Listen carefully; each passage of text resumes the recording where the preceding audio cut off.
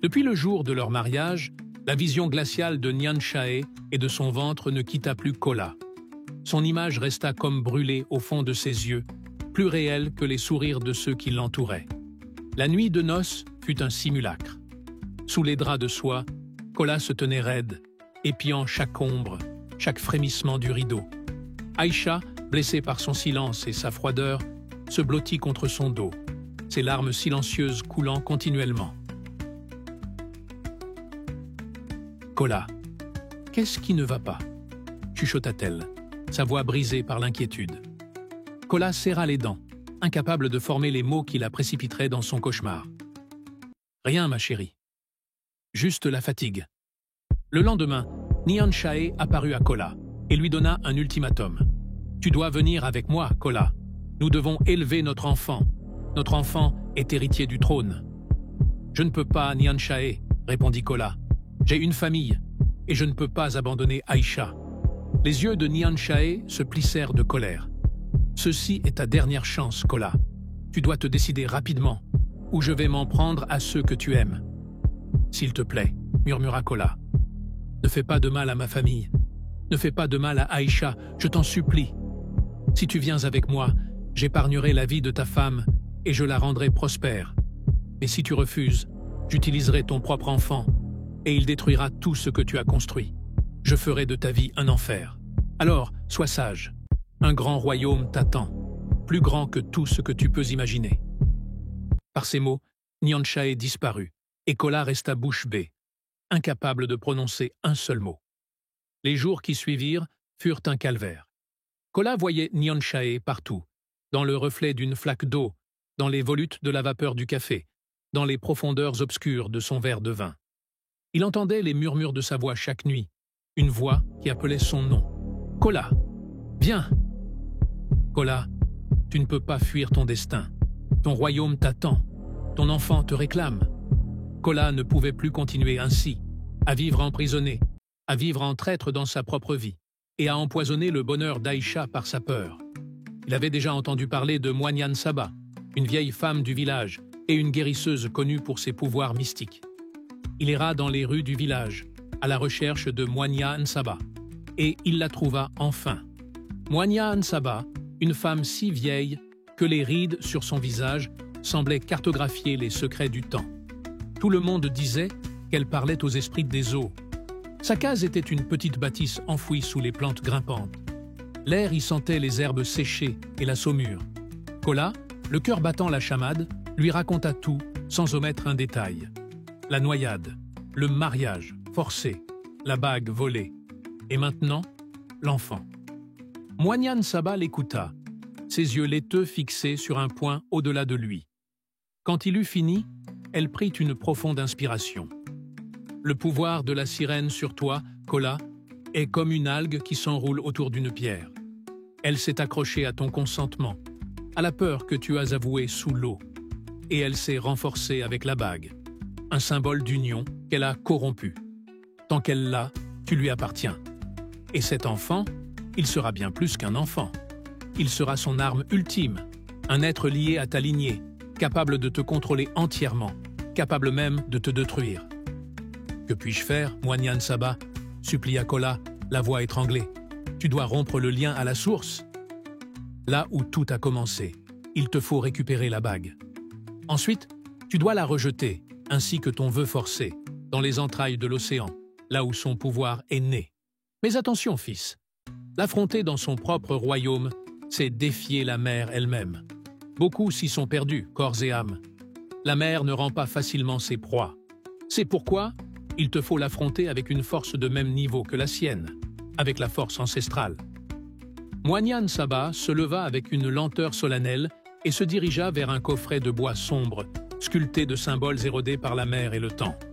Elle en sortit une petite bourse en peau de bête séchée, nouée par une cordelette de jonc marin, et une amulette ancienne, appelée le cœur des marées. Pour briser son emprise, continua Moignan Saba, il faut lui opposer des armes plus anciennes que sa colère. Tu devras tracer un cercle de protection autour de toi avec ce sable noir des profondeurs, là où tu l'affronteras. Il te protégera de sa volonté immédiate. Ensuite, au moment crucial, tu lèveras le cœur des marées devant elle et tu prononceras ces mots, non seulement avec ta bouche, mais aussi avec ton esprit, en fixant son regard. Par le sel de la terre et le feu du ciel, je romps le lien. Ce lien qui ne fut jamais consenti. Je reprends ce qui fut volé à la lumière. Ces paroles affaibliront son assurance et ébranleront son droit de possession sur l'objet. Mais le geste final doit venir d'elle. Tu ne peux pas arracher la bague. Elle doit la rendre, poussée par la force de la vérité que tu auras imposée. C'est le seul moyen de dissoudre le pacte, sans que ton âme ne reste engagée. Kola écouta, enregistrant chaque syllabe, chaque geste, comme si sa vie en dépendait, ce qui était le cas. Moignan Saba lui remit la bourse.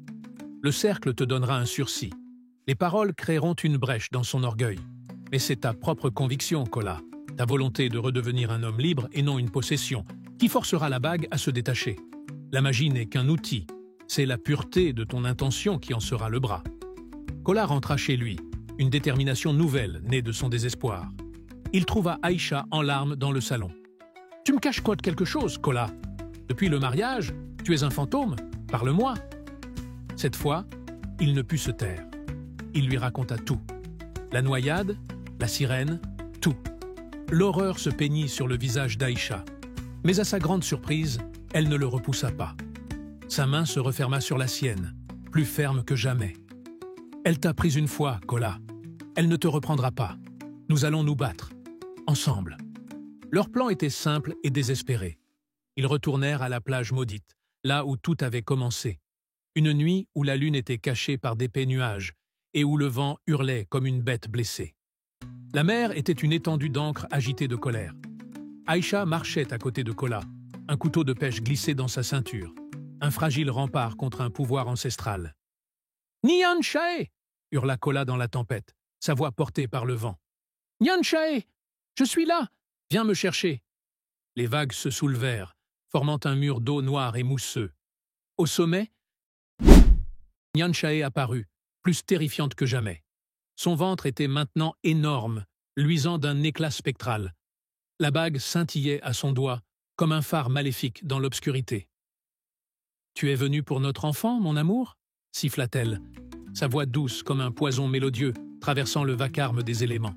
« Je suis venu pour reprendre ma vie, » rugit Kola. « Tu m'as volé ma liberté, tu as volé la bague de notre amour.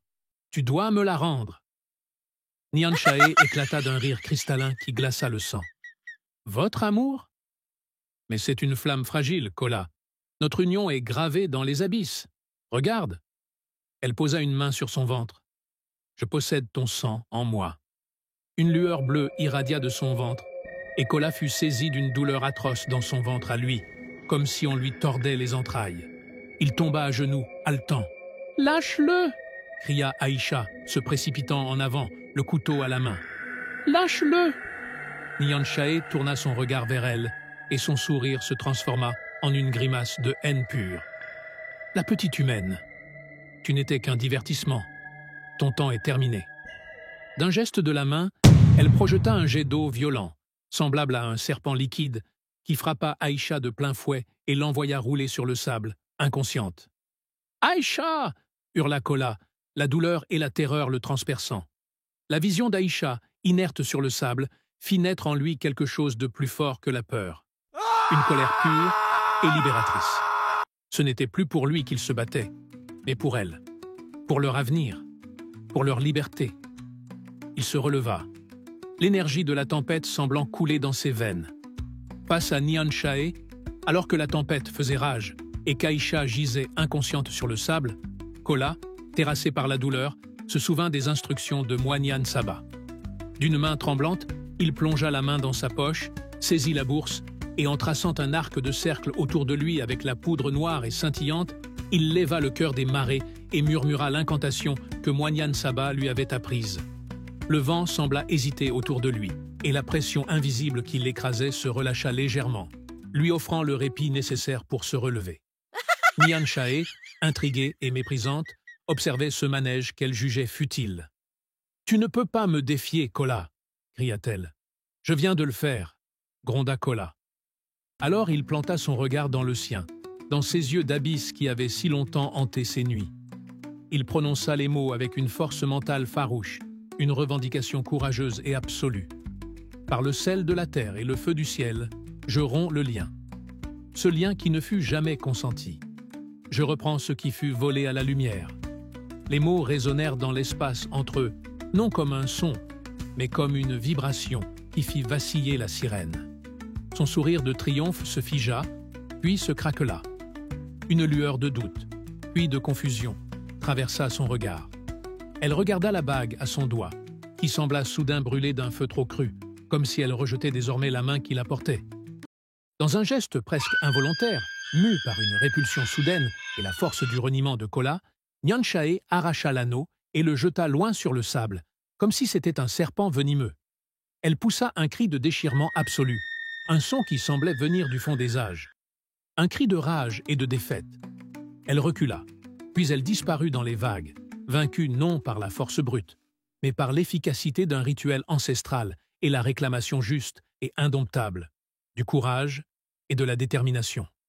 Un silence soudain et terrible s'abattit. Le vent cessa. Les vagues se figèrent. Kola ramassa la bague.